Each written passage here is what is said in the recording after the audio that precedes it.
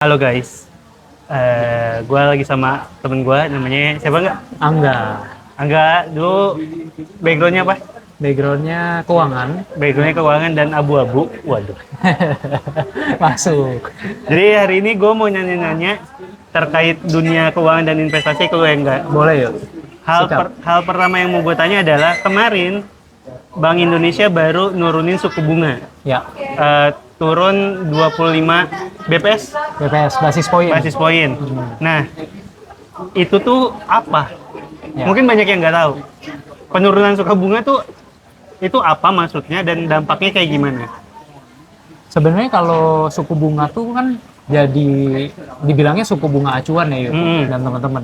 Kalau misalnya suku bunga acuan turun itu biasanya nanti bunga pinjaman, bunga deposito juga bakalan turun. Oke. Sehingga apa? Sehingga ya kalau misalkan ada orang mau minjem nanti suku bunganya juga akan mengalami penyesuaian tuh kalau misalnya suku bunganya turun. Atau yang kalau yang udah punya utang, utangnya jadi lebih rendah. Utangnya jadi lebih rendah. Biasanya kan KPR tuh ada yang floating tuh. Yang floating juga nanti akan menyesuaikan tergantung suku bunga juga. Oke. Nah, kalau buat teman-teman yang belum tahu nih Yud, BPS apa? Basis Iya. point. Itu sebenarnya kalau 25 BPS artinya 0,25%. Oke, Gitu. iya. Sama aja sebenarnya. Jadi dampaknya apa dari penurunan itu? Itu satu, utang jadi lebih ringan. Utang jadi lebih ringan, ya kan? Kalau utang jadi lebih ringan, misalnya bisnis-bisnis yang butuh utang otomatis mengalami penurunan beban keuangan juga tuh biasanya. Oh Ya iya, kan? Ya kan? karena dia buat minjem duit balikinnya lebih mudah. Lebih mudah dan Oke. lebih murah juga Oke. kan.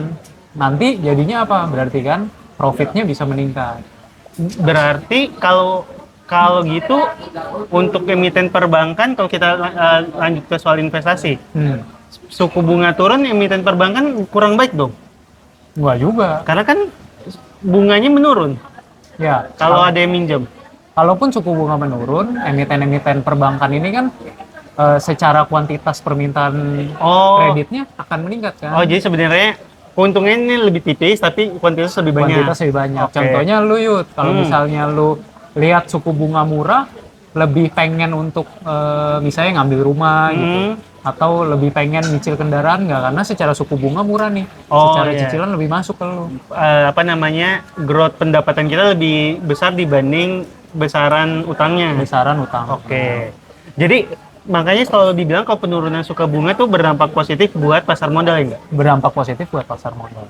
Alasannya selain itu apa lagi? Satu berarti buat emiten perbankan juga bagus, tapi secara keseluruhan juga sama bagusnya. Nah, buat ekonominya sendiri itu secara garis besar itu juga bagus. Jadi suku bunga ini kan buat mengendalikan yang namanya inflasi juga kan, Ya. gitu kan.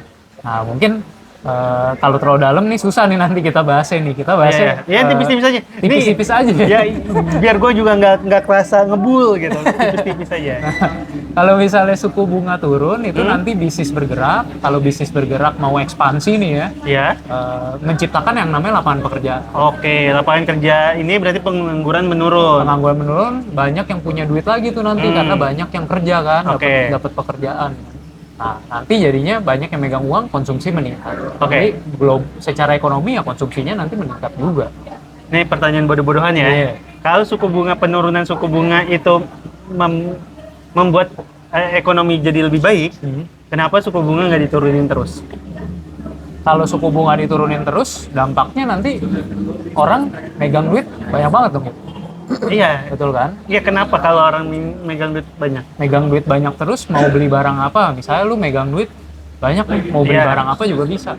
Artinya apa? Permintaannya kan Oh, harganya terus akan kan? naik terus. Harganya akan naik terus. Oke, jadi bener membaik, tapi kalau emang diturunin terus, uangnya makin yang beredar makin banyak, harganya meningkat sama aja bohong ya? Sama aja bohong. Harganya jadi naik terus-terusan, malah konsumennya lama-kelamaan nanti jadi nggak bisa beli. Jadi value uangnya malah berkurang ya? Value uangnya malah Oke. berkurang.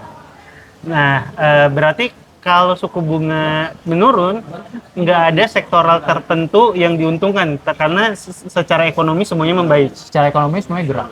Oke. Kalau sekarang kita ngomongin soal investasi nggak? Kemarin di bulan lalu capital outflow kita gede banget. Ya, Dari yang narik duit dari market kita tuh banyak lah. ya. Nah, sekarang kan katanya udah mulai membaik. Udah mulai ada yang masuk. Tapi belum sebesar yang keluar. Betul. Tapi pertumbuhan IHSG-nya udah tinggi banget nggak? Menurut lu kenapa?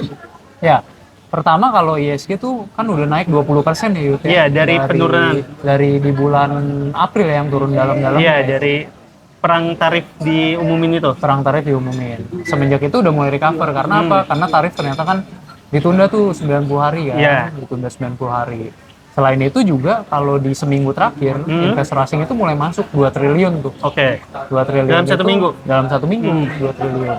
Karena apa? Karena mereka lihat potensi suku bunga udah diturunin. Oke. Jadi kita udah lihat sebenarnya impact positifnya kalau suku bunga turun, Investor banyak yang masuk. investor mulai masuk, cicil pelan-pelan, terutama ke saham-saham seperti perbankan tuh.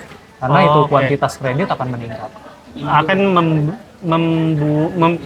bukan memperbaiki, akan membuat kinerja saham perbankan jadi lebih bagus secara profit dan Secara lain-lainnya. profit dan lain-lain.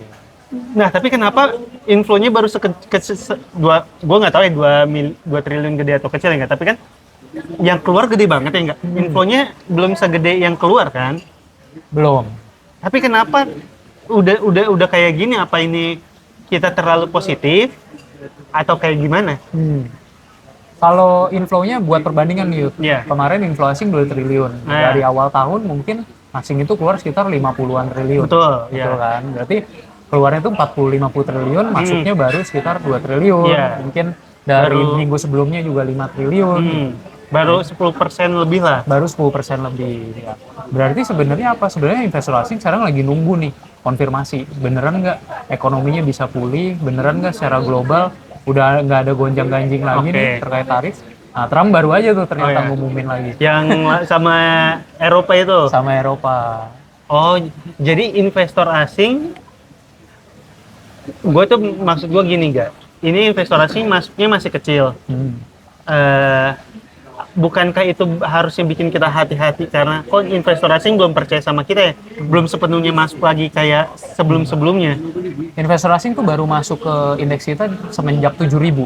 Iya, benar. Baru naik lagi habis itu masuk terus sampai sekarang 7.000 lebih kan. Jadi berarti yang support itu selama belum nyampe 7.000 itu kan masih lokal. Betul. Ya kan? Nah, mereka menunggu konfirmasi itu tuh. Nunggu konfirmasi secara ekonomi kita memang cukup resilient. Nah ya, tapi kan sekarang udah banyak lagi nih yang balik ke saham itu. Menurut lu Beneran balik apa? terlalu kecepatan atau memang memanfaatkan momen? Karena gue sih kan biasanya katanya kalau asing masuk banyak, IHSG kita gerak. Ya. Tapi kan ini masih full retail. Masuk dikit ya. Iya. Kalau masuknya dikit apa banyak, kita nggak bisa nentuin nih dia akan masuk banyaknya di level berapa. Oh, banyak itu belum tentu kayak yang kemarin keluar. Belum tentu nanti bisa jadi di minggu-minggu ke depan itu masuknya konsisten dan akhirnya nanti lama-lama secara hitungan ternyata udah setengahnya nih kembali gitu. Dan kalau kita menunggu waktu dia balik full modal kayak kemarin, Harga udah kemana-mana. Harga udah jauh lebih tinggi. Ya, Benar, makanya penganut foreign flow kemarin nunggu konfirmasi mulai masuk. Agak gedean, 500 sampai 1 triliun daily, mulai masuk tuh Diut. Makanya Oke, saham-saham ya. udah mulai pada naik kan. Makanya udah mulai gerak. Udah mulai gerak. Gerak lebih dulu dibanding beneran masuknya atau enggak. Ya? Benar masuknya udah gede langsung. Oke, secara positif lah ya. Secara positif. Nah, masalahnya ini enggak. Buat yang kemarin kan IHSG kita sempat di bawah 6.000 ya. Ya, Itu kan saham banyak yang terdiskon. Sekarang udah balik 7.000. Resiko kan artinya makin tinggi. makin tinggi, benar. Masih ada gak saham-saham yang masih kayaknya oke deh buat dibeli? Kalau dulu kita bisa bilang, gue dapat BCA di 7.800, 7.600 kan udah Udah oke banget gitu ya. udah merem juga nanti untung. Ya. Nah, posisi kita sekarang kan udah BCA udah mulai 9.000-an lagi. Ya. Mandiri udah 5.400-an. Nah, ini gimana nih? Ya, kalau kayak bank-bank gitu ya, kalau lu perhatiin sebenarnya ini baru mulai mau naik lebih lanjut kelihatannya dari Oke. chart. Karena investor asing di minggu lalu aja tuh masih masuk 2 triliun, terbesarnya itu BCA dan juga BRI. Oke, ya. Tapi memang BCA naiknya udah paling tinggi Udah dibanding gede yang lain banget, ya. Tapi kalau lu perhatiin kayak Bank Mandiri itu sebenarnya baru break 5.200 candlenya. Baru mulai uptrend untuk para swing trader nih. Ya. BBRI juga sebenarnya masih bertahan baru di atas 4 ribuan. Jadi Ya. sebenarnya kalau dibilang udah kejauhan juga belum. Oke. Cuma karena kita ngukurnya, biasanya kan ngukurnya apalagi lu kemarin kan, di 3.600. bottomnya di mana nih? Iya, iya, iya. Nah, itu kesannya udah gede banget. Tapi sebenarnya kalau secara potensi upside masih banyak Iya, banget. dan ini kalau gue lihat dari chart tuh masih di bawah harga rata-rata 90 hari itu ya nggak lu pakai? Ini 200 hari tuh, masih di bawah. Di bawah harga rata-rata 200 hari. Oke. Iya. Jadi sebenarnya kalau perbankan hitungannya masih murah lah ya.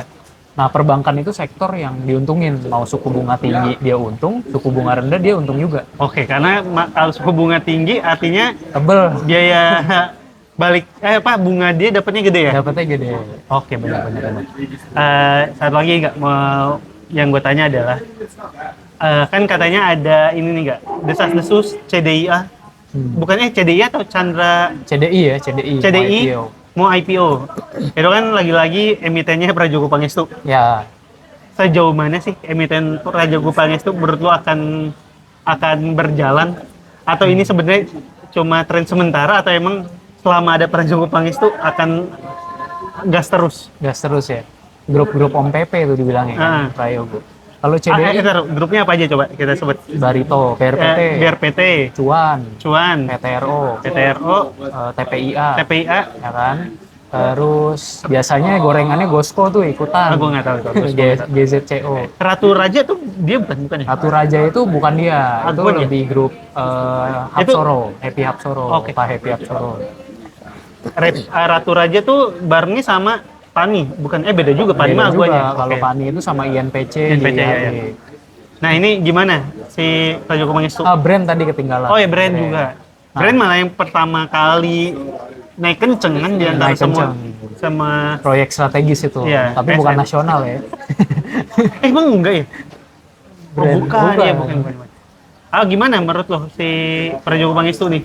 Nah, Tren sementara atau gas terus memang selama ada dia? sebenarnya kalau grup Prayogo itu sekarang karena lagi banyak corporate action. Corporate action maksudnya apa? Caplok-caplokan perusahaan. Ya. Terus ada juga PTRO kemarin kan dicaplokkan. Terus nanti CDI rumornya akan ada aksi korporasi juga. Nah, selama akan ada aksi korporasi itu sebenarnya sentimen grup ini masih ada terus ya. Oke. Belum lagi PTRO katanya dapat kontrak banyak di sana sini. Itu Yeah. akan ada sentimen terus. Nah, selama masih ada sentimen masih oke sebenarnya. Oke. Kalau yang baru mau IPO apa deh? CDI Buat lu itu akan kayak brand juga atau gimana? kayaknya nggak akan sekencang brand ya. Oh, Tapi boleh dilirik ya. itu Anaknya TPI ya soalnya. IPO pasti ikutan aja ya. Iya, IPO pasti ikutan aja. Lihat aja. Walaupun dapetnya dikit ya udah Iya. aja ya. Dapatnya maunya seuprit doang gitu kan. Oke, oke. Jadi buat lo yang bikin emiten Prajogo Pangestu masih akan gas terus, itu karena masih ada ceritanya. Masih ada ceritanya. Sentimennya masih ada terus. Sampai kapan nggak? Sampai gua nggak tahu juga ya, yang tahu ini mungkin Om Prayogonya sendiri gitu ya. Bener, Sampai kapan? Mungkin tahun-tahun depan gitu kan, tunggu dia kelar. Ya karena kan ini katanya kalau saham bergerak dua tuh. Masih ada ceritanya atau emang karena laporan keuangan? Ya, laporan keuangan. Kalau kayak saham perbankan itu kan emang laporan keuangannya baik. Ya, Makanya kalau mau invest di sana relatif lebih aman lah. Ya. relatif lebih aman. Kan kalau kita pakai PBV PER dan lain sebagainya memang ya oke gitu. Iya. Nah, saham-saham Prajogo Pangestu itu kan nggak bisa bisa dinilai secara itu. Nggak bisa tuh. Terus apa yang kita nilai dari berarti bukan untuk jangka panjang sebenarnya. Nyopet-nyopet aja ini mah. Nyopet-nyopet. Dibagi-bagi rezeki sama Om Prayogo, bukan nyopet. Benar-benar itu. Ya. Dibagi-bagi. Kata yang lebih benar ya. Mindset itu, mindset. Jadi buat lo nih kalau harus pilih ya. Buat yang ini sebenarnya lebih baik yang mana? Laporan keuangan atau sentimen dan cerita? Itu benar-benar tergantung cara main lu ya di market ya. Karena kalau yang long term investor biasanya laporan keuangan aja, karena Ya. kalau laporan keuangannya lebih reliable in long term kan. Oke. Harganya juga nggak akan tervolatil kayak bergeraknya nggak akan seliar yang saham-saham sentimen. Karena saham sentimen lu lihat sendiri turun naiknya bisa kayak apa. Iya. Kalau saham perbankan ya lebih steady, lebih aman, untuk long term lebih safe menurut gua gitu sih. Disclaimer on ya. Iya. Tapi lu melihat ini enggak? Apa namanya? Gue pengen bilang ini, bumi itu kan sempat gede banget dan akhirnya jatuh. Ya. Melihat saham-saham Konglo bakal kayak gitu atau enggak? Bumi kan katanya, gue baca-baca dulu sempat 8.000, Ya. sempat tinggi banget lah, sampai akhirnya sekarang ya di 100-an. Itu kan jatuhnya udah jatuh banget. Saham Konglo akan kayak gitu atau enggak? Dengan situasi pasar modal kayak sekarang. Kalau dulu kan masih sepi. Gimana? Menurut gua nggak semuanya. Kita juga harus lihat konglonya, kayak Prayogo Pangestu, emiten-emitennya itu kalau lu lihat kayak BRPT, kayak TPI itu dari dulu udah ada dan terus bikin uptrend. Kalau lihat TPI tuh trennya sebenarnya naik secara long term. TPI itu udah bukan IPO abis 2020. Bukan, udah lama. Udah lama, oke. Jadi dia udah lama dan trennya uptrend sebetulnya, tapi memang sentimennya Baru muncul silih belakangan berganti nih. aja. Oke. Kalau lagi nggak ada sentimennya sepi, kalau ada sentimennya ramai. Kebetulan sekarang lagi banyak sentimennya gitu. Jadi sebenarnya nggak semua konglomerat begitu sih. Masih dilihat, makanya story-nya itu tadi. Ada gak sih saham Konglo yang nggak kemana-mana nggak? Oh ada, Haritanu. Gue baru inget. Gak perlu ditanya ya. Yaudah Pak, yaudah. Itu salah milih partai Pak. Ikut Gerindra aja Pak. Salah kaki ya, Salah kaki, iya. Enggak, tapi selain itu ada lagi nggak? Jarang ya? Contohnya emiten-emiten Bang Mega nggak kemana-mana juga ya? sama ya Pak Aguan juga emiten-emitennya. Itu kan PANI ada sentimen tuh. Sedangkan yang saham-saham lainnya INPC sempat diam berapa lama, JIHD sempat diam berapa lama. Saham diem ini karena nggak ada sentimen atau nggak ada kebutuhan untuk gerak nggak? Kalau menurut lo? Dua-duanya kali ya? Dua-duanya ya? Dua-duanya. Karena kalau ada kebutuhan pasti dia bikin sentimen ya? Iya. Kalau nggak ada kebutuhan makanya nggak ada sentimen yang dikeluarin. Oh paham ya? Paham. Makanya main sama bandar. nggak bercanda. Dah, itu aja kali ya. Siap. Ada lagi yang mau sampaikan nggak terkait ya. penurunan suku modal? Berarti pokoknya penurunan suku modal membaik. Suku bunga. Menurunnya suku bunga itu membaikkan kondisi ekonomi. Memperbaikan kondisi ekonomi. Teman-teman bisa rasain nanti pas ekonomi suku bunganya eranya rendah tuh, pasti lapangan kerja lebih banyak lah dibandingkan suku bunga kayak sekarang. Banyak efisiensi. Waduh. Dadah.